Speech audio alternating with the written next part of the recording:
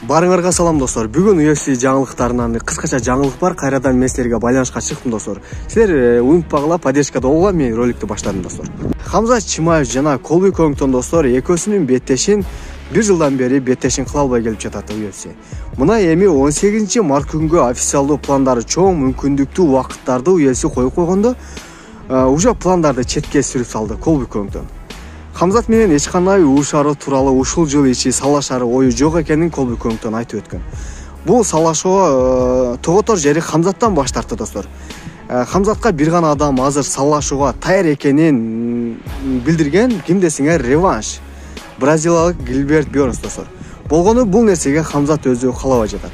Мага бул нерсе кызыксыз. Бул салашуу кайрадан салашсак, бул кызыксыз деп Гилберт Бёрнс айтып өткөн Хамзат Чимаев өзүчү.